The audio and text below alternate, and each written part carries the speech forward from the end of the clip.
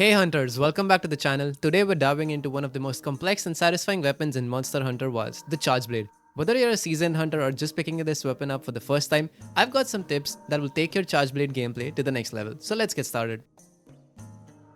Starting off, we're gonna talk about the Savage Axe mode. This seems to be the bread and butter of the Charge Blade in Monster Hunter Wilds. There are 3 ways to get to Savage Axe. Number 1, perfect guarding into a Y attack. This seems to be a very consistent way of getting Savage Axe.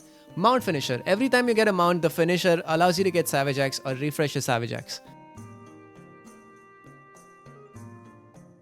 Number 3, Focus Strike. The Charge Blade has a very quick focus attack and it's also a gap closer, so we can use it quite often, but I would still suggest mastering the perfect guard since it can give you Savage Axe as soon as the monster roars when you start fighting it.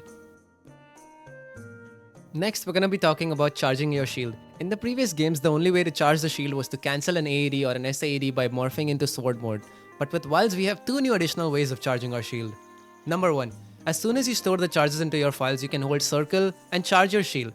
This seems to be a much faster method and also serves as a guard point. The move is called Shield Element Boost and it might actually buff our element damage, but we'll find that out once the game releases and we get access to some elemental CBs. Number 2, here's the lesser known method for charging shield that I have not seen anybody talk about. If you've got stored files, you can get on your mount and perform a dismount attack by pressing Y plus B. This will make your character jump off the sacred while swinging their sword and follow that up with a shield thrust.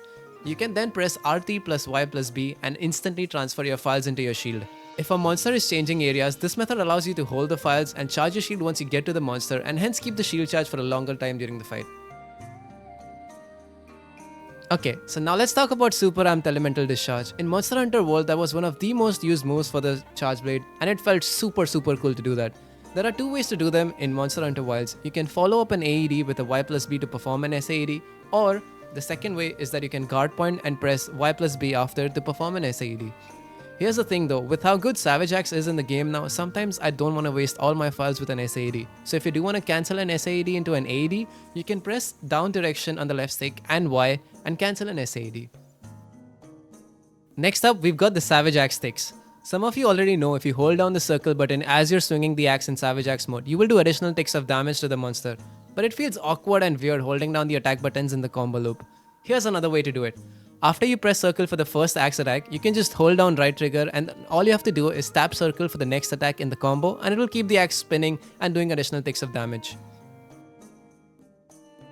Okay, the final thing that I want to talk about is Overcharged Phials. So everybody knows Overcharged Phials add additional damage to your weapon, but they do also increase the charge time for the shield by 30%, which for some might not be a huge difference. But here's another thing that a lot of people don't know. Having Overcharged Phials during your Savage Axe combos prevents them from being used for the first 2 attacks in the combo, ED1 and ED2, which allows you to keep the pizza cutter running for much longer time. And there you have it guys, my tips for the Charge Blade in Monster Hunter Wilds. The game is coming out in a week and I want all my Charge Blade hunters to know all of these things before they go into the wilds. If you found this video helpful, don't forget to smash that like button, subscribe for more Monster Hunter content and let me know in the comments which weapon you want me to cover next. Happy hunting and I'll see you in the wilds.